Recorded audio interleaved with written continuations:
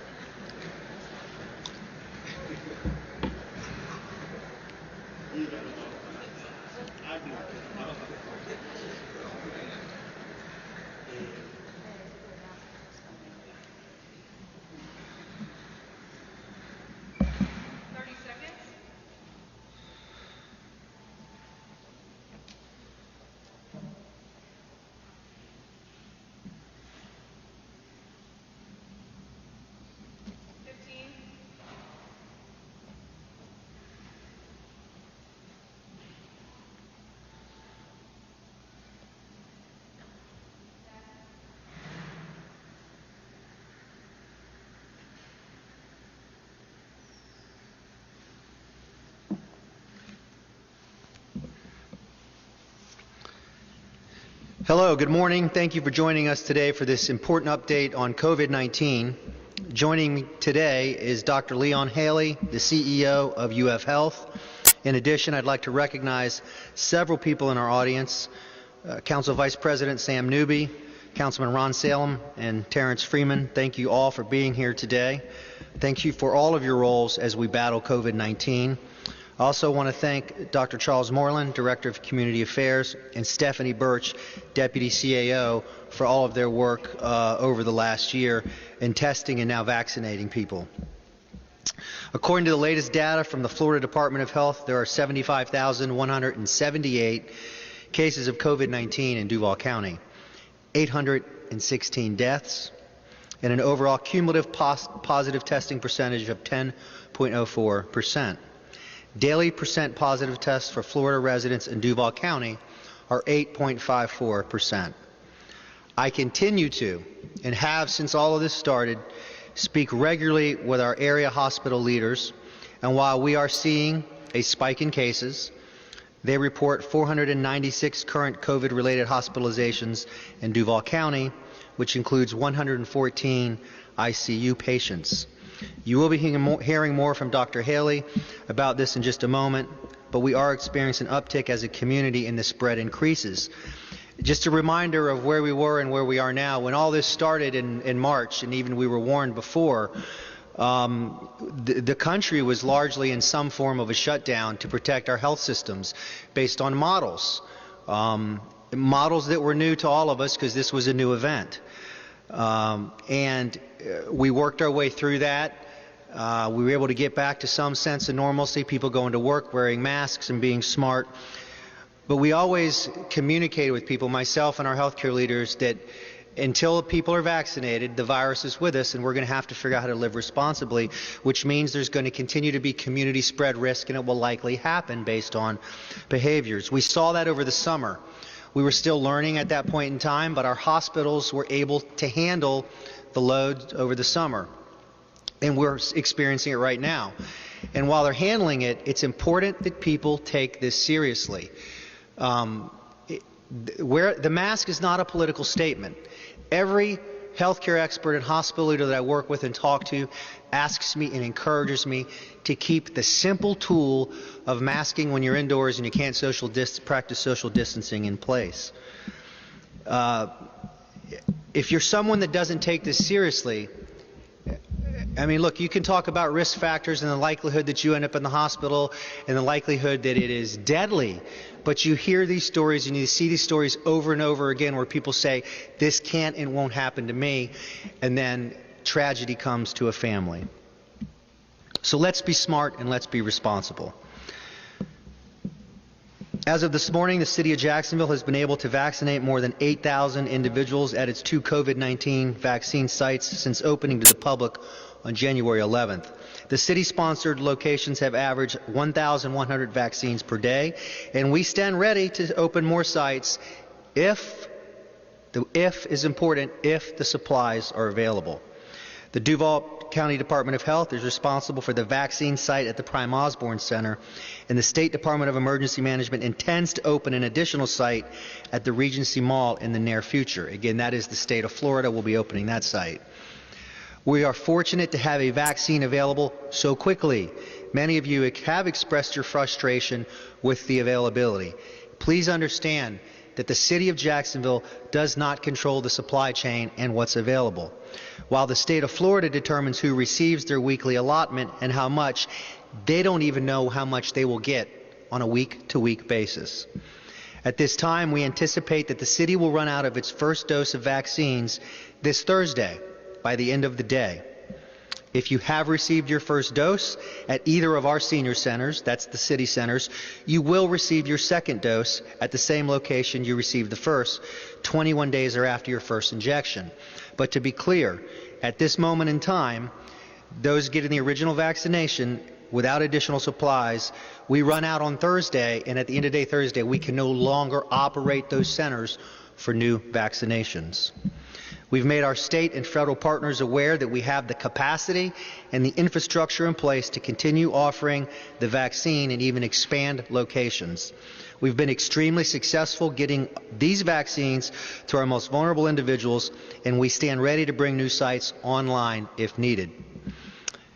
Our team has demonstrated time and time again throughout this pandemic we can provide testing, vaccines, CARES Act funding to the people of Duval County in an organized, timely, and safe manner. Our state and federal partners are aware of our interests and ability to continue to provide vaccines to our community, and we have full confidence in the very complex logistical processes our federal and state leaders are undertaking.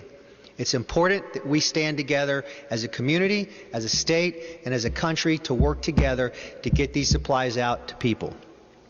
While our most vulnerable population now has access to the vaccine, it's extremely important we do not become complacent and that everyone continues to do their part. Thank you for continuing to wear masks, social distancing, washing your hands, and stepping up your sanitation practices. We must keep it up and maintain the course. We cannot be careless. As long as the virus is with us, the possibility of community spread remains. So we must reduce the opportunity the virus has to spread and starve it out. We can do this, and we must do this.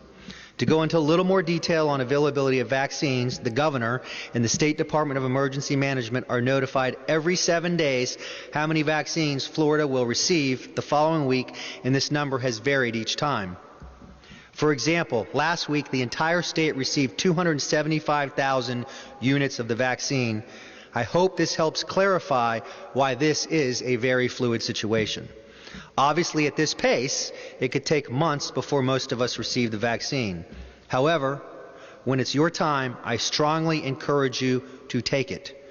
Right now, as ordered by Governor DeSantis, we are vaccinating those 65 and older, healthcare workers, and first responders. That's why, as I said, wear your mask, maintain social distancing, avoid large crowds, and frequently sanitize your hands and other surfaces.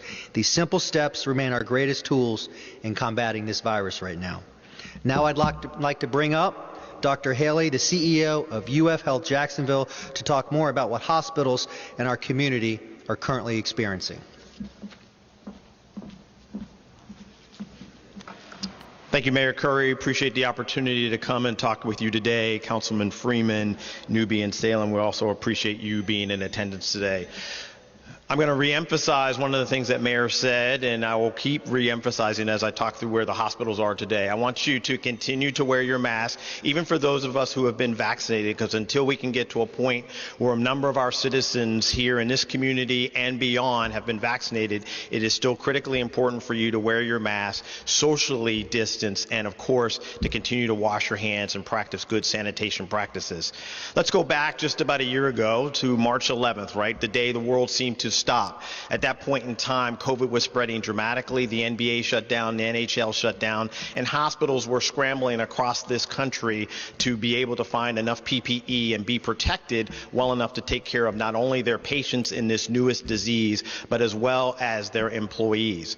In the early phases, hospitals, fortunately in this city, the hospitals here in town, myself and the other CEOs have the opportunity, even prior to COVID, where we would meet on a regular basis to talk through those common issues, whether it's disaster preparedness, hurricane preparedness, and we were able to very quickly pivot into talking and discussing around COVID treatment, COVID precautions, maintaining PPE. And so we've been able to have that relationship, including to a point where we're meeting almost daily to talk through all those issues. Fortunately, the mayor was able to join us along with his staff, and we were able to share our questions and concerns and comments with him. And we've been able to do that almost for an entire year. Early on in COVID, again, a focus on PPE, treatment, learning what was happening in New York City, and obviously hospitals struggling to maintain that volume. Over the course of the early part of the summer, thinking that we had gotten past COVID, the numbers started to spike. And so early in July, the city numbers as a whole went over 500 total hospitalizations. At UF Health, we received 111 patients that were in our two hospitals between our downtown and north campus. But thanks to social distancing, masking, and proper procedures, we were able to get those numbers down into the low 30s in September. Unfortunately, the second surge that all of us have been dreading is here, and we are still in the middle of that, although there is some encouraging signs. As of today, there are now 510 patients in between all of the hospitals in the city of Duval and city of Jacksonville. 68 of those are patients that are COVID positive and on a ventilator, 120 total patients in the ICU. One of the big things that we've learned with treating our COVID patients over the last 6 to 8 months has really been how to use oxygen judiciously, right? Early on, everybody got intubated because we saw patients with their oxygen levels being low, and then we've learned that some people can tolerate that more so than others. So we've been able to use our ICU ventilator capacity much more judiciously than we were in the past. Just to give you an idea, in all of the hospitals, there are 188 total intubated patients, but there are over 330 ventilators that are now available across the entire city. The 510 number that is today is down from 536 yesterday. It's down from over 600 over the course of the past week. So the good news is we are starting to see a little bit of a turn in how hospitals and the hospitalizations that are occurring across the city.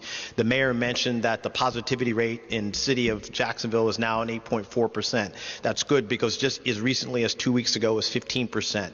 Typically what we see is that as that positivity number goes up, it takes about 2 to 3 weeks to see a hospitalization number, and then unfortunately the deaths are to follow about a week or so later. So as we begin to see that positivity number go down, we will see the hospitalization number go down, we will see the death number go down, and those are important facts for us as we continue to work through our treatment protocols. But let's be clear, we still at UF Health Jacksonville have 115 active patients in our hospital right now that are COVID positive. 25 of those are in an ICU, 10 of those are on ventilators. That number is still higher than any of our numbers over the summer. So much like all the other institutions, although those numbers are starting to come down, we are still very busy as a hospital practice. But we've learned over the course of that 6 months, and so we've continued to do our elective surgeries, we continue to do elective procedures, and fortunately right now we have a boatload of PPE. In fact, we were able to convert the old dental school that's on our campus into a PPE storage facility. So we have better control of our PPE, we have better control of our treatment parameters, we have better control of how we treat ICUs. I'll just leave you with also, as the mayor talked about, Thanks to Governor DeSantis, federal government, and Pfizer, we were able to start vaccinating our hospital employees on December 14th. And since that time, since December 14th, we've now vaccinated over 11,000 people, primarily hospital workers, but also a significant number of senior citizens in our community who are primarily UF Health patients. Our colleagues in Gainesville have vaccinated over 17,000 patients. So collectively, as an organization, we're close to 35,000 vaccinations over the course of the last 6 months. Over the last month. So it's important for us to continue that vaccination process. We are also waiting for our next dose of Pfizer so that we can begin another round of giving people that first dose. I've received 2 doses. I've been just fine. And so I will encourage you to continue to wear your mask, continue to distance, continue to wash your hand, and when available, please make sure you get the vaccine. Beyond a sore arm, I had no complications. Yes, we had a few people with a sore arm and some myalgias, but it is part of the toolbox that we will need as a community to continue to fight COVID. So wear your mask, social distance, wash your hands, get the vaccine when it's available, and we will continue to need to do that for the next several months until enough of us have been appropriately vaccinated. Thank you for this opportunity, and be happy to answer questions along with the mayor. Council Vice President, if you guys would like to join us in the event there's any questions for council.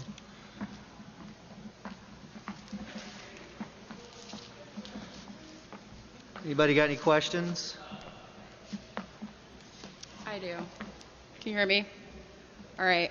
Is there an estimated time when the state will be providing more vaccines to the city after the vaccines run out? There is not. Right now, the state has a plan to open their own site at Prime Osborne Center. So where we stand right now as a city is if things go as they are at this moment, at the close of business Thursday, we will not be able to vaccinate new people at those sites. That doesn't mean vaccines and vaccinations won't be available in our city. They will just be controlled by the state of Florida at that moment in time. But as I even said, they don't even know a long-term view of what supply they'll have. You know, Mayor, have you been in contact with the state about the Regency site and when that could be, when vaccines could be given there along with testing? We've heard it could maybe open up as soon as tomorrow. What are you hearing there? And also, are you concerned too with the senior sites no longer being able to offer the vaccine?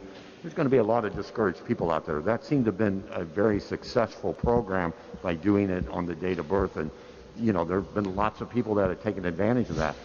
Are you concerned about what message this is going to send? I don't have a definitive date on when they will open Prime Osborne, but I know they're committed to it and they're going to get it done. I am in regular communication with the administration in Tallahassee, and look, they're committed to getting the vaccine to people. Of course, locally, we would like best case scenario, perfect world, which we don't live in. We don't live in a perfect world. We would love to have control of pulling in supplies and be able to distribute at our centers. Because we've demonstrated we can do that effectively, responsibly, and in a safe way, and an efficient way. But that's just not where we are right now with supplies. And so what I would encourage people to do is where the vaccine is available, whether it's distributed by your city or your state officials or federal partners at some point, get the vaccine there when it's your turn, and understand that we are facing a national logistics issue. An unprecedented situation we've never been in, both from dealing with COVID-19 to now having to vaccinate people and to get those supplies into every state, every city, and every county. So I don't want to say be patient because people are anxious, but I do want to say officials, your state officials in conjunction with your local officials, are going to do everything we can to partner and make sure that when it's people's turn to get the vaccine, we get it to them, and we just got to keep fighting for supplies. Mayor, first, thank you for taking our questions. If the city were allotted more vaccines, do you have the capacity to open up more sites than Lane Wiley and Mandarin? And we've also heard concerns about even the Beaches community not having enough access to these vaccines. I'm sorry, was the last part? The Beaches community not having access. Yeah, yes, we have capacity. If I had truckloads, properly refrigerated, right, doctor? If I had truckloads of the vaccine in our county and our city, if I had unlimited supply, we have the manpower, personnel, and space to get this done. As we demonstrated, when we were testing people when we started up at the beginning of 2020.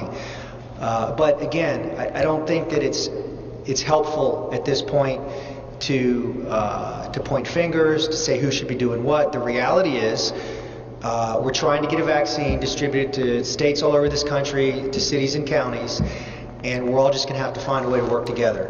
If we get access to large amounts of supply, we'll expand. Right now, opening a place at the beaches, we don't have the supplies to go there. If we did, we would. Yes, Mayor, does it look like then that these sites, the city-run sites, are simply going to go away and they're not going to operate again in the future? Can you keep turning the faucet on and off? Or what exactly is a long-term outlook for the city having its own city-run sites for these vaccines? Sure, if we have to turn it off, it's important for people to know that if they've received their first shot and we can no longer operate as of the end of the day Thursday, you're still going to, we have the supplies for your second shot. That's accounted for.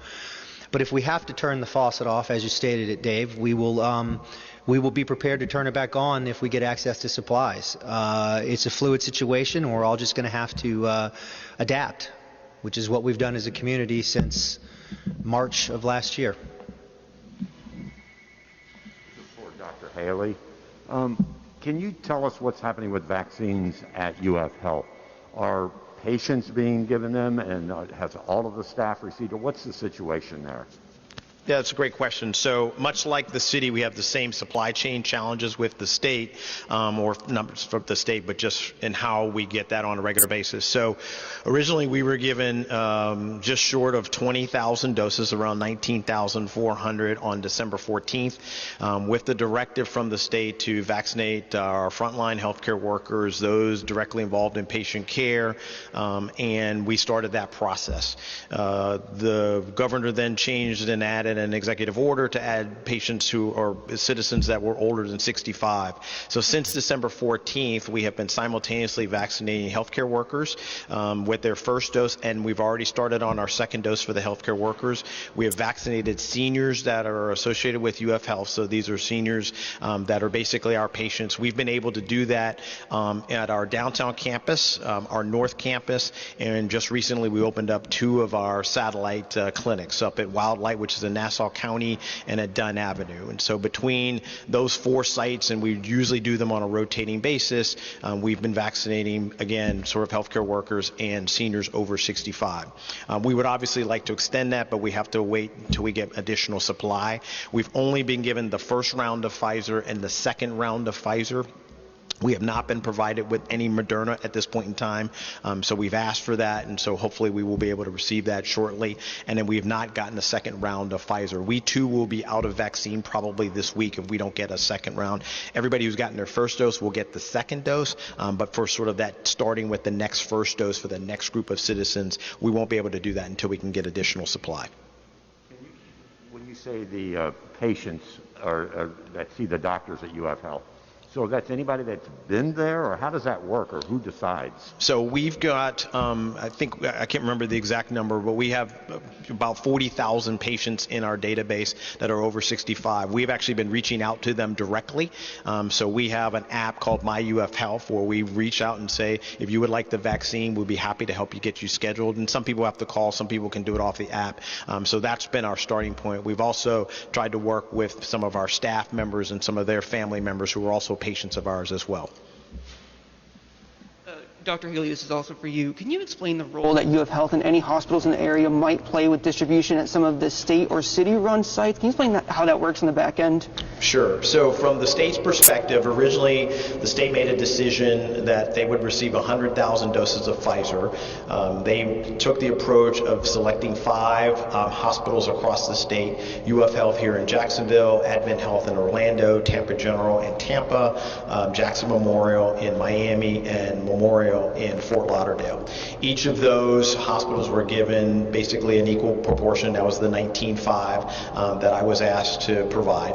And then the directive was vaccinate healthcare workers and share those doses with the other hospitals in the city until they can get their own subsequent doses. So we shared with every hospital in the city of Jacksonville. We also shared with our colleagues in Gainesville.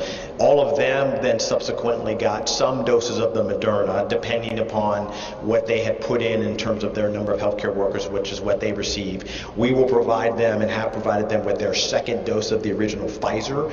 They have also probably taken the approach of vaccinating their healthcare workers as well as distributing it to their patients and standing up where possible any other community sites that they can. But all of us will be challenged with getting that next dose to continue to supply. Sydney Bowles, WJCT. Two questions.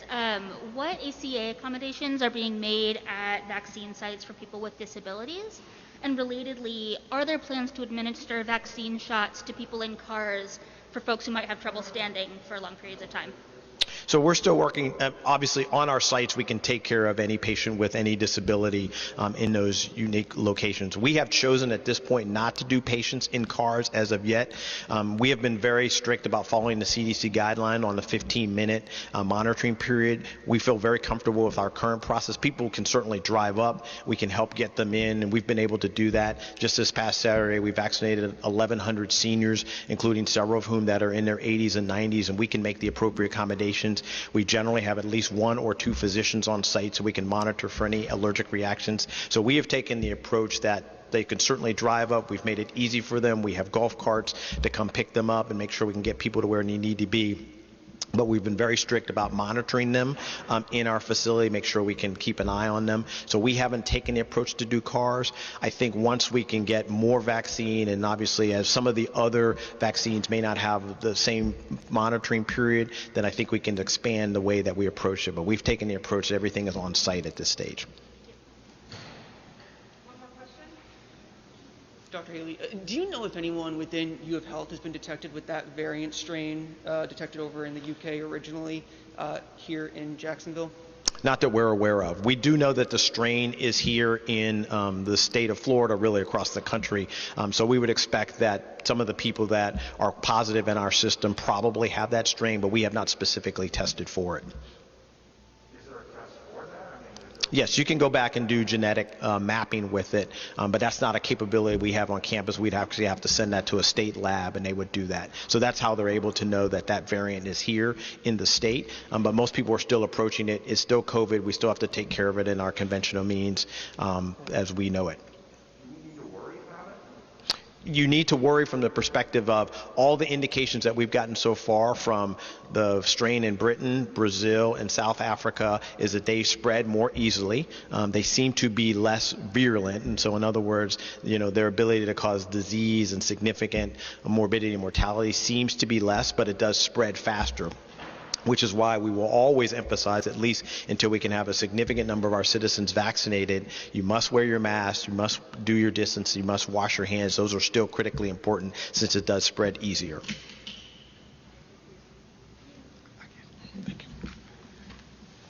I didn't mean to throw my glasses. That wasn't a hint that we're done, but it was a mistake. Thank you very much for being here today and covering this important issue.